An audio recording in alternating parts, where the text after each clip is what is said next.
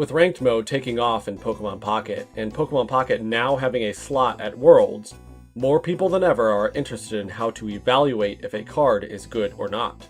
As each new set is released, creators evaluate the new cards and see how they stand up against the existing meta. With every single release, we are wondering, is this card going to be good? How does this stack up against old cards? What were they thinking when they made this card?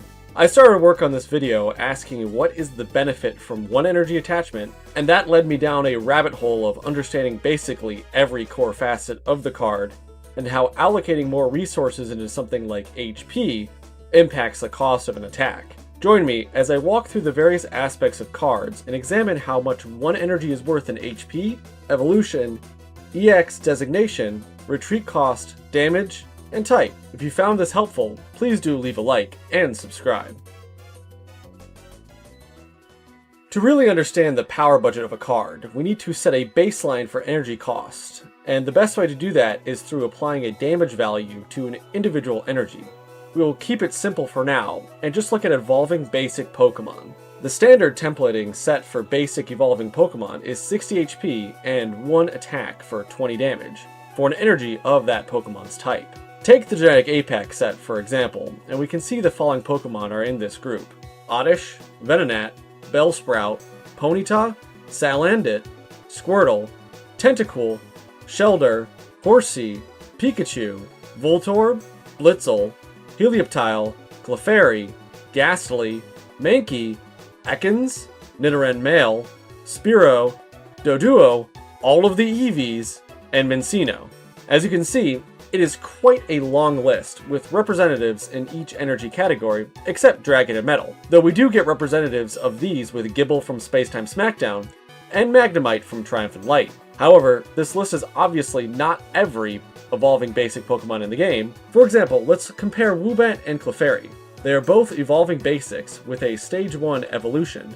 Both are common rarity, have 60 HP, 1 retreat cost, and are psychic Pokemon. However, they are different from each other in their attack. Clefairy's Slap deals 20 damage for 1 psychic energy, and Woobat's Gnaw deals 10 for 1 colorless energy. This is actually pretty consistent even into evolving Pokemon. For example, take Salazzle from Genetic Apex, and compare that to Bisharp from Genetic Apex. These two Pokemon are different types, yes, but that's pretty irrelevant for this comparison. Both are Stage 1 Pokemon with 1 attack requiring 2 energy and have 90 HP. The only real difference in stats is that Bisharp deals 70 damage, while Salazzle deals 60, and that Bisharp requires 2 steel energies, and Salazzle needs 1 fire and 1 colorless. This comparison provides us our first rule on how to modulate a Pokemon's power budget. A typed energy deals 20 damage, and a colorless energy deals 10 damage. This is an extremely consistent rule throughout the design of cards in the game. However, I also just introduced evolving into Stage 1 Pokemon. When a Pokemon evolves, typically it adds enough stats to equate, on average, 40 additional HP and 20 more damage. For example, look at Genetic Apex Clefable. When it evolves from Clefairy, it gains 40 HP and 20 damage, going to 100 HP and 40 damage for 1 psychic energy, and everything else remains the same. This would suggest our second rule on modulating a power budget.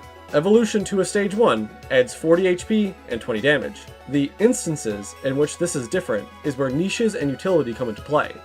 For instance, Genetic Apex Magikarp and Gyarados have a basic 30 HP Pokemon with 1 energy attack, dealing 10 damage, and a 1 retreat cost that evolves into a 150 HP, 4 water energy attack, dealing 100 damage with an effect. This would appear to break our rules we just established, as now we have 4 energies that should deal 80 damage, dealing 100 with a Pokemon that has 50 more HP than it otherwise should. However, a lot of this is restricted by Magikarp's low stats, just like in the games. Magikarp is really susceptible to bench damage from relevant cards like Hitmonlee, if it isn't in the active slot where it can be KO'd by much of the game. As such, by pulling power out of Magikarp, it allows the designers to pump more into Gyarados. Therefore, we have a caveat to our rules. Evolving cards are connected and share a power budget. Both of these first 2 rules identify a push and pull mechanic on the cards and their power budgets. If additional turns are required to gain a benefit from a card, such as more energy or evolving, then additional benefits must be given to that card. This is called the opportunity cost of using that card. In order for a card to be at least viable, if it takes more turns to get a line than its opposition, then it needs to be more useful than its opposition once it is online. Anyway, with our first two rules, we've established a hypothesis and we need to test it. Pulling a few cards from the available lists that aren't these standard ones solidifies our values. Look at Sandslash. Stage 1, 2 fighting energy for 70 damage. That looked solid per our hypothesis, but it has 100 HP. Does that break our hypothesis? No, because Sandslash has a 2 retreat cost. That additional 10 HP is worth 1 retreat cost in this case. This is supported in something like Machop, as it also has 70 HP and a 2 retreat cost, while everything else is consistent with your standard 60 HP, 20 damage attacker. Alright, what about Poniard? 50 HP and 30 damage for 1 energy. Well, that tells us that losing 10 HP is equivalent to gaining 10 damage. These examples give us a rough equation of the values I talked about earlier. Functionally, 1 retreat cost equals 10 HP, and in turn equals 10 damage. Now, in our discussion of evolution, we left out evolving to stage 2, as well as type, but we have established a good baseline for looking at basic and stage 1 Pokemon. But what about basic Pokemon that don't evolve? Well, we actually have a decent stat line that should be a good baseline for our understanding. All of these following Pokemon have 80 HP and 1 attack dealing 30 damage. These are Heatmor, Pyukumuku, Hitmonchan, Wash Rotom, and Hitmonlee from Shining Revelry. It is a much smaller group, sure, but there are few single-stage Pokemon, and even fewer without effects. The important takeaway from this group is that these cards gained 20 HP and 10 damage to their stat line because they cannot evolve. Now that we have established the baseline for non-evolving basics, let's switch gears to stage 2 Pokemon. So to recap, we've established the values for energy in relation to HP, damage, and retreat cost, as well as in evolving to a stage 1 Pokemon and stopping there.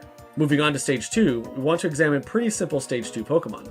3 examples of these are Beedrill, Machamp, and Blossom. We will start with Beedrill, as on its face it appears to be the simplest Pokemon of the 3. Let's look at the evolution line as a whole. In evolving from Weedle to Kakuna, we see a couple of changes. Kakuna gains 10 damage for the same energy cost, 30 HP, and 1 retreat cost. Earlier, we established that evolving from a basic to a stage 1 should result in 20 additional damage and 40 HP. When accounting for the additional retreat cost, we end up with only a 30 HP increase, missing out on 30 total stats. So what gives? Well, this takes us back to opportunity cost. Recalling the increased stats for basic non-evolving Pokemon, we see that allowing for a second evolution, and thus more power, means there needs to be a reason to run terminal stage 1 Pokemon, and thus they are a tad bit stronger than a stage 1 that will continue to evolve. Evolving Kakuna into Beedrill loses 1 retreat cost, and gains 40 damage for the same energy, and 40 HP. Effectively, Beedrill gains 90 stats when it evolves, which is 30 more than our stage 1 Pokemon did. Now, does this hold up with the other two? Let's look at Blossom. Evolving from Gloom, Blossom gains 50 damage at the cost of 1 additional energy, 50 HP, and loses 1 retreat cost. Understanding that the extra energy is worth 20 damage, all told, Blossom is gaining 80 total stats. But that's a bit different than before. What gives? Let's try Machamp. Evolving from Machoke, we can see Machamp gains 50 damage at the cost of 1 energy, 50 HP, and gains 1 retreat cost. Balancing this out, we see Machamp gains 70 points worth of stats, which is even lower. So what's going on?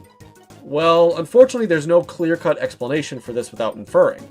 We really need more stage 2 Pokemon with no additional effects or abilities to fully know what the cost is of evolving a second time. Our best guess at the moment is that as a 3-diamond rare, more power is placed into Beedrill due to the difficulty pulling it, in this case 10 more power to be exact compared to Blossom. But Machamp is a 3-diamond rare as well, and the only way we can square that circle is to say that it is due to Machamp having an EX variant in the same set.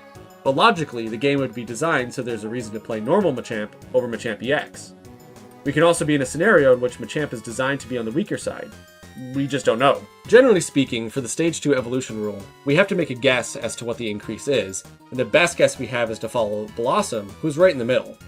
And that is that a stage 2 evolution results in 80 points worth of stats. With evolution handled as well as it can be, this leaves us with only 2 other concepts to discuss: typing and Pokémon EX. Let's begin with types, and by extension weaknesses and how they play a role in a card's power budget. For the most part, the types are pretty evenly balanced, so there's a significant amount of overlap on benefits, hence why the list of Pokemon that are the baseline we discussed at the beginning are so numerous. They're basically just two types that get special rules, Colorless and Dragon. Let's focus on Colorless first. There needs to be a cost to being colorless, as colorless Pokemon do not require a specific energy to function. This flexibility provides a benefit enjoyed by no other card, and as previously established, using colorless type energy to attack costs 10 damage from the power budget. Ergo, if we establish that there is a baseline 20-point cost to being colorless, and every colorless energy after the first for colorless Pokemon costs 20, while the first energy costs 10, puts Pokemon like Tauros in line with Hitmonchan, and balances out the colorless type. This leaves the Dragon type. This type is unique from all the others, as it first is the rarest type with the fewest members, 1 line per expansion so far, and second, all Pokemon in this type have no weakness, and almost all Pokemon require 2 types of energy to attack. Let's start by looking at the one dragon who requires only 1 energy to attack, so far. Gible from Space Time Smackdown. Gible requires 1 energy to deal 20 damage with 60 HP and a 1 retreat cost. All of this looks pretty normal, except that it notably has no weakness, and its attack requires a colorless energy, and therefore deals 10 damage more than it otherwise would if it was a different type. However, like the colorless type, there is no type in the game weak to Dragon type, so while it doesn't take bonus damage, it also doesn't deal bonus damage. That lack of an offensive boost is clearly worth at least 10 damage over what it normally would get. However, when it evolves into Gabite, it gains 40 damage for 2 energy and 30 HP. Notably, this is 10 more stats it would gain in damage and HP than something like Poochyena when it's evolving into the terminal stage 1, Mightyena. However, for Gabite, the 2 energy costs are 1 water and 1 fighting energy, 2 distinct types of energy that you now have to run in your energy zone. So it looks like the stage 1 Pokemon for Dragon type has a slightly higher power budget than a terminal stage 1 Pokemon. Remembering back to our discussion around stage 2 Pokemon, if an evolution line terminates at stage 1, then that stage 1 Pokemon has a larger power budget than a stage 1 Pokemon evolving into a stage 2 Pokemon, as the opportunity cost of not evolving needs to be accounted for in the Pokemon stats. This suggests that the Dragon type Pokemon have to have a larger power budget on average to account for the need to have 2 types of energy. This holds up when comparing cards like Giratina to Mewtwo. Both have 120 HP and 1 attack dealing 120 damage, requiring the discard of 2 energy. Notably, Giratina actually only requires 3 energy, while Mewtwo requires 4. As such, on its face, Giratina can ramp up first and KO Mewtwo, but that is ignoring the inherent cost of having to have both Grass and Psychic energies, rather than just Psychic, and as such justifies the 1-turn advantage. So what we have learned from the typing is that the Dragon type is considered a detriment because of its unique need for 2 types to attack, and Colorless is considered a benefit because of its innate flexibility. Now, there's only one aspect left to cover in this video, Pokémon EX. Now, we're not going to discuss some of the flagship Pokémon EX, such as Giratina EX, Darkrai EX, and so on and so forth. That requires another video. However, we can compare simple Pokémon, such as Machamp and Machamp EX. Everything about these 2 cards is exactly the same, except for HP, damage, and EX designation. Compared to its little brother, Machamp EX has 20 more damage and 30 more HP, meaning about 50 more stats should be the baseline for a Pokemon EX designation. Now, does this hold up? Let's look at Genetic Apex Executor and Executor EX. Everything is the same about these cards, but the EX designation, HP, and damage, with Executor EX dealing, on average, 15 more damage than its counterpart, and having 30 more HP. This equates to 45 points worth of stats, which rounds up to 50 since the Pokemon TCG deals damage only in 10-point increments. This is consistent with Venusaur and Venusaur EX having a stat gap of 50 as well, and Blastoise EX also having a stat gap of 50. Mewtwo and Mewtwo EX also have a stat gap of 50, minus of course the extra attack. While this appears to be the baseline for Pokemon EX, there are still a lot of exceptions, even in Genetic Apex, such as Charizard and Charizard EX, and then Pikachu and Pikachu EX. And also, again, this isn't taking into account second attacks, abilities, special conditions, and other effects. So while this 50 stat gap seems to hold up, I view it more as accounting for being a Pokemon EX, and generally the Pokemon EX designation takes the power budget concept and loosely interprets what a Pokemon is allowed to do in general, which is not uncommon when designing powerful cards. So thank you for coming with me this far. So with all that said, I think I can summarize exactly what we have discovered. Basic Pokemon start with about 80 points of stats, 10 points of damage equals 10 points of HP, and also 1 retreat cost. 1 typed energy is equal to 20 damage, and 1 colorless energy is equal to 10 damage. Non-evolving Pokemon gain 30 points of stats. Evolving to a terminal stage 1 is 60 points of stats, and then evolving to a stage 2 is roughly 80 points of stats. And then also the EX designation is roughly worth about 50 points of stats, plus whatever else DNA and the Pokemon Company decide to add in. Thank you all for joining me in this video. While we do complain about power creep a lot in the game, it doesn't look like the game as a whole is moving that much faster from a Pokemon design standpoint. That at least appears to have remained consistent, or just have more tools. Hopefully you found this helpful. If you did, please leave a like and subscribe. Please let us know if we missed or overlooked anything in the game. If you want us to look into unique effects and special conditions, drop a comment down below, and if there's enough support, we'll do it. Thank you all for watching, and have an amazing day.